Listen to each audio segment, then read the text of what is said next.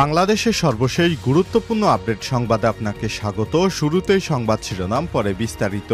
শুরুতেই জানিয়ে দিব, চট্টগ্রাম কলেজে দাঁড়াতে পারছে না ছাত্রদল। চট্টগ্রাম ছাত্র জনতার আন্দোলনে ছাত্রলীগ যুবলীগের হামলায় প্রথম যে ৩ জনের মৃত্যু হয় তাদের একজন চট্টগ্রাম কলেজের শিক্ষার্থী অসীম আকরাম। তিনি চট্টগ্রাম কলেজ ছাত্রদলের আহ্বায়ক কমিটির সদস্য ছিলেন। আর সেই কলেজেই দফায় দফায় হামলার শিকার হচ্ছেন ছাত্রদলের নেতাকর্মীরা। এ নিয়ে কলেজের অধ্যক্ষের কাছে লিখিত অভিযোগ দিল কোনো সুরাহা মিলছে না বলে অভিযোগ ভুক্তভোগীদের।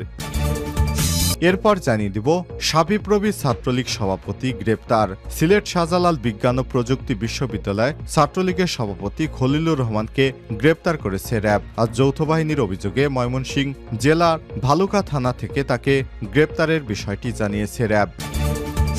এবারে জানাবো, একই মঞ্চে বিএনপি এবং নেতাদের পাশে আওয়ামী লীগ সন্ত্রাসীরা। আওয়ামী সন্ত্রাসীদের অনেকেই এখন বিএনপিতে ঢুকে পড়ছে। বিএনপির এক শ্রেণীর সুবিধাবাদী নেতাদের আশ্রয় প্রশ্রয়ে সম্প্রতি এমন ঘটনা ঘটছে। রাজধানীর দক্ষিণখান এলাকায় দক্ষিণখান থানা স্বেচ্ছাসেবক লীগ নেতা এবং চিহ্নিত সন্ত্রাসী জাকির ও হান্নান স্থানীয় বিএনপির আলোচনা সভায় বিএনপি নেতাদের পাশে বসে বক্তৃতা করায় দক্ষিণখান এলাকায় চাঞ্চল্যের সৃষ্টি হয়েছে। এই ঘটনায় বিএনপির নেতাকর্মীদের মধ্যে ক্ষোভ এবং অসন্তোষ দেখা দিয়েছে। জানাবো, আত্মসমর্পণ করে কারাগারে মাহমুদুর রহমান।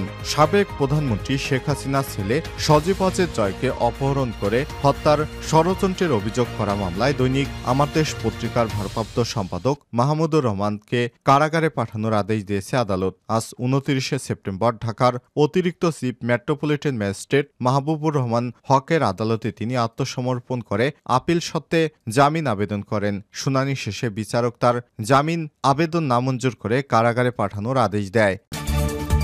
এদিকে পুলিশের বিরুদ্ধে ব্যবস্থা নেয়ার প্রক্রিয়া শুরু। Dhaka metropolitan police DMP commissioner Mohammad Moynul Hasan বলেছেন, রাজধানীতে আইনশৃঙ্খলা পরিস্থিতি উন্নয়নে পুলিশের নতুন উদ্যমে কাজ শুরু করেছে। এখন যেসব পুলিশ সদস্য কর্মস্থলে যোগ দেয়নি তাদের বিরুদ্ধে ব্যবস্থা নেয়ার প্রক্রিয়া শুরু হয়েছে। অচিরেই তাদের বিষয় খোঁজখবর নিয়ে আইনি প্রক্রিয়া গ্রহণ করা হয়েছে। এবং সর্বশেষ জানিয়ে দিব, নরসিংদীতে ব্যবসায়ীকে কুপিয়ে হত্যা। নরসিংদীর শিবপুরে পূর্বশত্রুতার জেরে দৌলত হোসেন খান নামে এক ব্যবসায়ীকে কুপিয়ে হত্যা করেছে দুর্বৃত্তরা। আজ উপজেলার দত্তেরগাঁও গ্রামে এই ঘটনা ঘটে। নিহত দৌলত হোসেন খান উপজেলার মাহিমপুর ইউনিয়নের দত্তেরগাঁও মধ্যপাড়া গ্রামের মৃত্যু আর্য খানের ছেলে। তিনি ফিড ব্যবসায়ী ছিলেন। প্রিয় দর্শক, এতক্ষণ শুনছিলেন সংবাদ শিরোনাম, এবারে বিস্তারিত। তবে তার আগে বন্ধুরা, অনুরোধ থাকবে এই সংবাদটিতে একটি লাইক দিন। এই চ্যানেলে আপনি নতুন হয়ে থাকলে আমাদের সংবাদটি দেখতে দেখতে চ্যানেলটি সাবস্ক্রাইব করে রাখুন। কমেন্ট করে আপনার মূল্যবান মতামত জানিয়ে দিন বন্ধুরা, আপনি বিশ্বের কোন দেশ থেকে বা বাংলাদেশের কোন স্থান থেকে আমাদের সংবাদটি দেখছেন এবং শুনছেন। এবারে বিস্তারিত। চট্টগ্রাম কলেজে দাঁড়াতেই পারছে না ছাত্রদল। চট্টগ্রাম ছাত্র জনতার আন্দোলনে ছাত্রলীগ যুবলীগ এর হামলায় প্রথম যে ৩ জন মৃত্যুবরণ করেছিলেন তাদের মধ্যে একজন চট্টগ্রাম কলেজ শিক্ষার্থী অসীম আকরাম। তিনি চট্টগ্রাম কলেজ ছাত্রদলের আহ্বায়ক কমিটির সদস্য ছিলেন। আর সেই কলেজেই দফায় দফায় এবার হামলার শিকার হচ্ছে ছাত্রদলের নেতাকর্মীরা। এ নিয়ে কলেজ অধ্যক্ষের কাছে লিখিত অভিযোগ দিলেও কোনো সুরাহা মিলছে না বলে অভিযোগ ভুক্তভোগীদের। সূত্র জানায়, ২ সেপ্টেম্বর হামলার শিকার হন চট্টগ্রাম কলেজ ছাত্রদলের সাবেক যুগ্ম আহ্বায়ক খোরশেদুল আলম এবং ছাত্রদল নেতা শাকিল আহমেদ। শিক্ষার্থীদের সঙ্গে কথা বলে জানা যায়, ওই দিন তারা ক্যাম্পাসে কথা বলছিলেন। এমন সময় একজন এসে তাদের মোবাইল ফোন কেড়ে নেয়। মোবাইল ঘেটে তারা ছাত্রদলের নেতা শনাক্ত হয়। তাদের কলেজের একটি কক্ষে নিয়ে বেধড়ক মারধর করা হয়। এই ঘটনায় ৩ সেপ্টেম্বর অধ্যক্ষের কাছে লিখিত অভিযোগ করা হয়। ১৫ সেপ্টেম্বর অসীম আকরামের নামে কলেজের একটি ভবনের নামকরণের প্রস্তাব নিয়ে অধ্যক্ষের সঙ্গে দেখা করেন ছাত্রদল কর্মীরা। এ নিয়ে কথা বলার সময় অধ্যক্ষের রুমে শিবের কর্মীরা উপস্থিত ছিলেন। এর জের ধরেই বৃহস্পতিবার ছাত্রদলের নেতাকর্মীদের উপর হামলা চালানো হয় বলে দাবি করছেন নেতারা। বৃহস্পতিবার মারধরের শিকার চট্টগ্রাম কলেজের সমাজবিজ্ঞান বিভাগের ৩য় বর্ষের শিক্ষার্থী মোহাম্মদ আশরাফ হোসেন লিখিত অভিযোগ দিয়ে বলেছেন, সেখানে উল্লেখ করেছেন সহপাঠীদের নিয়ে অধ্যক্ষের কার্যালয় ভবনের সামনে গেলে তার উপর আতর্কিত হামলা করা হয়। হামলাকারীরা তাকে কলেজ ক্যাম্পাসে গেলে জানে মেরে ফেলার হুমকি দিয়েছে। শাবিপ্রবি ছাত্রলীগ সভাপতি গ্রেপ্তার। সিলেট শাহজালাল বিজ্ঞান ও প্রযুক্তি বিশ্ববিদ্যালয়ে ছাত্রলীগের সভাপতি খলিলুর রহমানকে গ্রেপ্তার করেছে র্যাব। শনিবার ২৮ সেপ্টেম্বর দুপুরে যৌথ অভিযান চালিয়ে ময়মনসিংহ জেলার ভালুকা থানা এলাকা থেকে তাকে গ্রেপ্তার করা হয়। র্যাব জানায়, ছাত্র জনতার আন্দোলনের সময় নাশকতা সৃষ্টির অভিযোগে গত ২০ আগস্ট আদালতে দায়েরকৃত মামলার আসামি ছিলেন শাবিপ্রবি ছাত্রলীগের সভাপতি খলিলুর রহমান। এরপর থেকে তিনি পলাতক ছিলেন। শনিবার দুপুরে র্যাব ৯ এবং র্যাব ১৪ এর যৌথ অভিযানে ময়মনসিংহ জেলার ভালুকা থানা এলাকায় অভিযান চালিয়ে তাকে গ্রেপ্তার করা হয়। র্যাব আরও জানিয়েছে, পরবর্তী আইনি ব্যবস্থার জন্য গ্রেপ্তার আসামিকে সিলেটের কোতোয়ালি থানায় স্থানান্তর করা হয়েছে। এদিকে মামলার পলাতক অন্যান্য আসামিদের গ্রেপ্তারের জন্য গোয়েন্দা তৎপরতা এবং অভিযান অব্যাহত রয়েছে বলেও জানিয়েছে র্যাবের সদস্যরা। একই মঞ্চে বিএনপি নেতাদের পাশে আওয়ামী লীগ সন্ত্রাসীরা। আওয়ামী সন্ত্রাসীদের অনেকেই এখনও বিএনপিতে ঢোকার চেষ্টা করছে, অনেকেই বিএনপিতে ঢুকে পড়েছে। বিএনপির এক শ্রেণীর সুবিধাবাদী নেতাদের আশ্রয় প্রশ্রয়ে সম্প্রতি এমন ঘটনা ঘটেছে রাজধানীর দক্ষিণখান এলাকায়। দক্ষিণখান থানা স্বেচ্ছাসেবক লীগ নেতা এবং চিহ্নিত সন্ত্রাসী জাকির ও হান্নান স্থানীয় বিএনপির আলোচনা সভায় বিএনপি নেতাদের পাশে বসে বক্তৃতা করায় দক্ষিণখান এলাকায় চাঞ্চল্যের সৃষ্টি হয়েছে। এই ঘটনায় বিএনপি নেতাকর্মীদের মধ্যে ক্ষোভ এবং অসন্তোষ দেখা দিয়েছে।